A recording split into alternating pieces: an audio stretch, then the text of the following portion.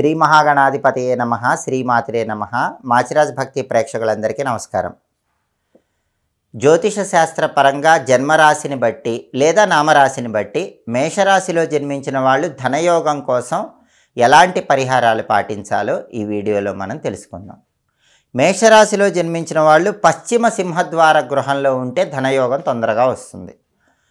అలాగే నిద్రించే సమయంలో కూడా పడమర దిక్కు వైపు తల ఉంచి నిద్రిస్తే మేషరాశి వాళ్ళకి తొందరగా ధనయోగం కలుగుతుంది.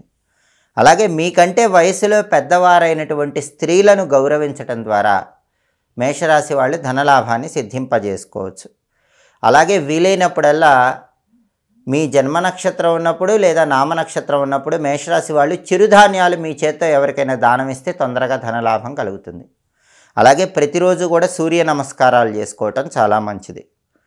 మేషరాశి వాళ్ళు అత్యవసరమైతేనే భూమిని తవ్వాలి. అనవసరంగా భూమిని తవ్వితే ధనలాభం తగ్గిపోతుంది. సుబ్రహ్మణ్య స్వామిని వీలైనప్పుడల్లా ఎరుపు రంగు పుష్పాలతో పూజించడం ద్వారా మేషరాశి వాళ్ళు ధనలాభాన్ని పొందవచ్చు. అలాగే దక్షిణ దిక్కు గృహంలో మేషరాశి వాళ్ళు ఉండకూడదు. అలాగే దక్షిణం వైపు సాధ్యమైనంత వరకు తలపెట్టి నిద్రించవద్దు. దానివల్ల ధనలాభం తగ్గిపోతుంది.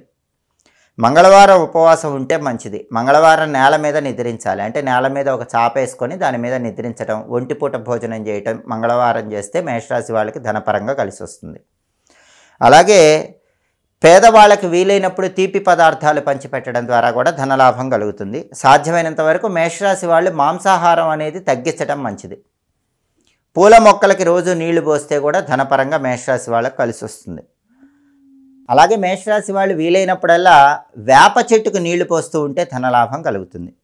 అదేవిధంగా భూసూక్తం అని ఉంటుంది. ఆ భూసూక్తం వింటే మంచిది. వేదంలో ఒక ప్రత్యేకమైన సూక్తాన్ని భూసూక్తం అనే పేరుతో పిలుస్తారు.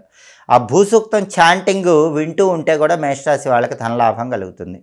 అలాగే మేషరాశి వాళ్ళు వీలైనప్పుడల్లా సుబ్రహ్మణ్యేశ్వర స్వామిని ఎక్కువగా పూజించడం ద్వారా కూడా విశేషమైన ధనలాభాన్ని సిద్ధింపజేసుకోవచ్చు. ఈ పరిహారాలు పాటించడం ద్వారా మేషరాశి వాళ్ళు తొందరగా ధనలాభాన్ని అందిపుచ్చుకోవచ్చు.